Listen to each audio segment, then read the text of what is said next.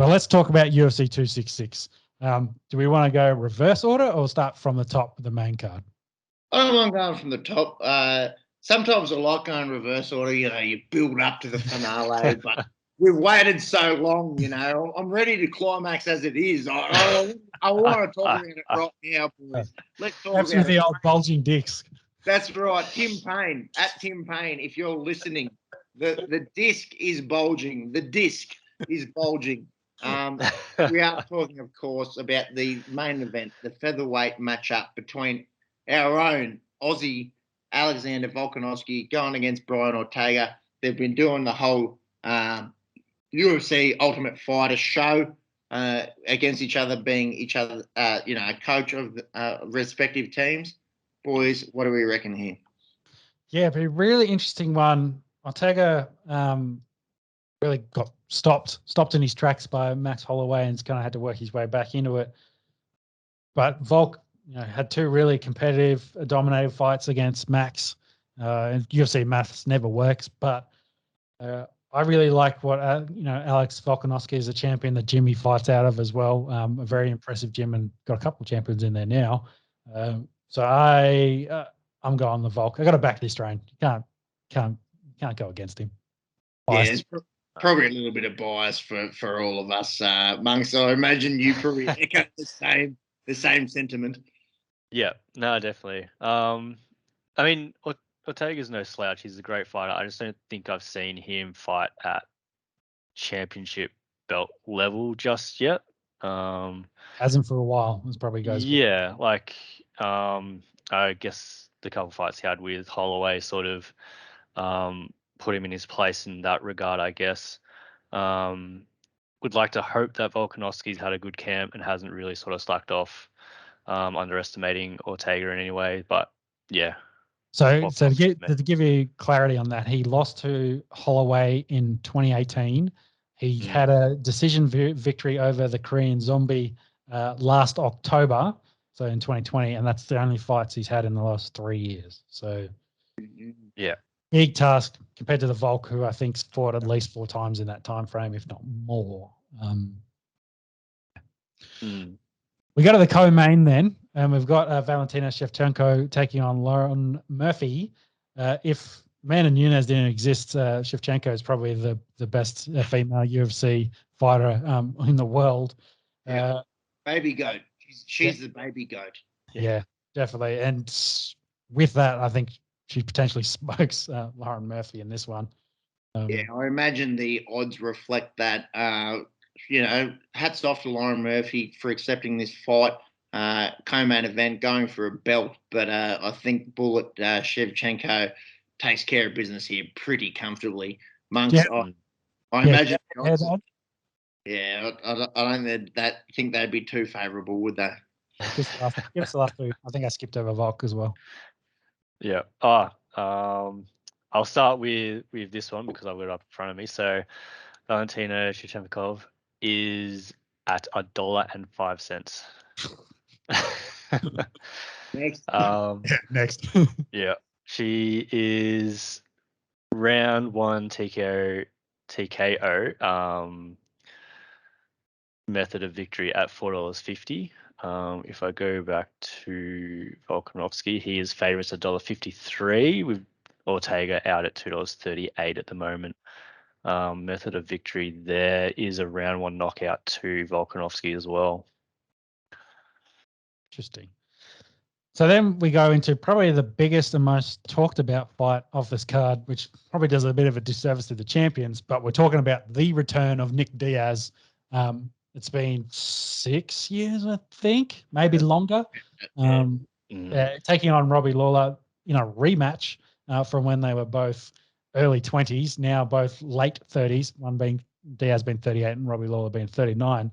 Interesting enough, this fight has been moved from welterweight to middleweight on the request of Diaz. I saw that today. Because they're probably both old, fat, that can't quite get down to the weight. I was saying this to James though. The Diaz is a marathon runner, and they do triathlons in their spare time. And Robbie Lawler's always ripped. Very fit human beings, I know. But I also know, as Father Time comes comes a clicking. Cut weight gets challenging. Yeah, it does. Especially 15 pounds in this regards. It's massive. Yeah. And there's been possibly a knock on the UFC compared to, say, boxing, where, you have much more, many more weight divisions. Every half pound. Exactly. And I don't like that. I like the UFC in that, there's not 1,000 divisions. I think, 10 to 15 pounds is fair enough.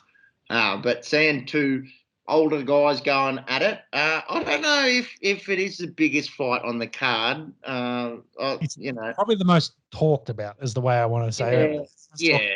The hardcores very much so. Is like Nick Diaz is coming back. There's the nostalgia kind of element going about it here. I'm very excited to see Volk and Ortega personally. In this fight, big Robbie Lawler fan. He's been beat up his last few times, and who knows what we're going to see with Nick after a long time out of the octagon. Very hard to predict how this might go.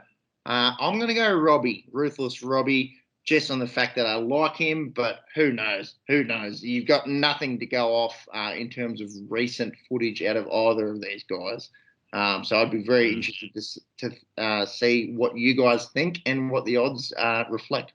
Yeah, well, Lawler coming off 4 consecutive losses, all against killers, though, of course. It'd be very, like you say, very interesting with the ring rust at all for Nick Diaz.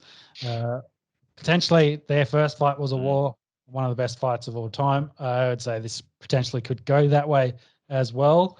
Hard to pick. I'm going to pick Robbie purely because of the activity, but I'd also say that it's 20. I just looked up 2015. No contest loss to Anderson Silva when I think Anderson pissed hot for taking dick pills from Thailand. Legit story. Yeah. So Bulging. it's been a long time. Tim Payne's been don't drug test Tim Payne. He's got those bulging discs. Yeah. So his medication mixed up. That's right. This one, I think, spoiler fans, it's more of a spectacle. Watch it than the actual result matters. Let's hope it goes longer than a couple of minutes. I think it's probably the main thing. Then we move into the heavyweight. Oh, did we get any odds? Give us some odds, Mugs. Want some odds? Yeah. So Robbie Lawler is favourite $1.57. Nick Diaz is out at $2.15. If we're looking at method and round combo, we've got Robbie Lawler KO round 1 $5 as a hot favourite there. Okay, very good. Thank you. So let me move into the heavyweight contest for Curtis Blaze taking on Rosenstrike. As mentioned, Pepe mentioned very, very early in the podcast. Suriname. Let's go Suriname. I don't believe that was which was the heavyweight fight that was meant to be for the interim heavyweight championship. It's not this one, is it? No, it's not this one. It is what's his name from France that got it. Monks will help us out here. Nganou's got the belt, but there's an interim title coming up. So Cyril Gain won the interim. Cyril Gain, that's right. That's that was back in. That was the last UFC. Yeah, fight. about 265. Gain one. Yeah, that's right. Yep. But these two, talking to these two, they're I think 4th and 5th currently in the rankings anyway, so they're there and thereabouts. Probably need a good bounce back. Blades, well-known wrestler, and that's his method of victory. Rosenstrike, more with striking and the bazooka's trying to get in a gunfight. Potentially he might be outmatched here with Blades taking him down. But who knows? Heavyweight division could go either way. Yeah, looking forward to this one. It's the 4th last fight, so people kind of underestimate it, but these are 2 legitimate heavyweights that are going to go at it. I think Curtis is quite short here on the odds. I wouldn't be surprised if this goes either way. I won't pick one way either way, but heavyweights, whenever they're going to throw bombs, especially if they're from the hardened jungles of Suriname, you know watch out for them. I think I know Pep's pick based on that solely. So there you go. Yeah, fuck it. I'll go Rosenstruck. Who is 5th, 6th, and Blades is 4th, just to confirm their current rankings. Mark's odds? Yep. Yeah, so Blades is favourite. Obviously reflecting those rankings, I suppose. He's at $1.28 at the moment. Rosenstrike is at $3.50. Very short, in my opinion. Yeah, well, yeah, like you said, when we're talking about heavyweights, it's a flip of a coin. It's a one punch sort of deal, I guess. Speaking of the method round combo, the favorite or the shortest odds is actually Curse Blades KO in round 1. Yeah, that makes sense. Yeah, These big guys have got some power. They can bang. I'd be surprised if this one goes a distance. So then we finish off the main card with the women flyweight fight with Jessica Andrade taking on Cynthia. How do you say her last name? Calvillo. Andrade is the first female fighter with 20 UFC fights, which I thought was quite interesting. Yeah, I thought so too. I would have thought, some of the bigger names, like a Nunes or a Ronda Rousey, might have reached 20, but turns out it's Jessica Andrade. Yeah, there you go. I don't like her opponent's chances, though, when we start thinking about this. I think Andrade is going to go out here. There's just, and we talked about this with Shevchenko a minute ago, there's levels, and they're just on a different level at the moment, and going to come in here and probably get a win in this one. So 1, 2, 3, 4, 6, 7, 10, 11, 12, 13, 14, 15 fights for Amanda Nunes in UFC. There you go. So Andrade is 5 ahead of her. I agree, Sean. I think she does this pretty easily. Mark, do the odds reflect that? Yeah, they do. So Andrade is favourite at $1.31. Cavino is out at $3.26 at the moment. Sorry. Again, like pretty much all of the other fights on the main event, Andrade is a round 1 KO favourite at $7. That's not value, I'd say, for Andrade. Yeah, you'd think so. What's especially though that being that short at $1.31 as well, I guess. Sure. What's the go with Dan Hooker? He's on the undercard.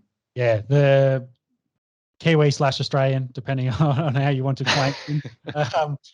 He's fighting on the undercard. There's actually some good names on the undercard. This is a pretty big card in total. He did have some visa issues during the week, though, to be able to fly into, I'm pretty sure it's in Vegas in Nevada, to get into the US, essentially, let's put it that way. But they got resolved. He will be able to make weight to Saturday, I believe, for this, to then fight on this card.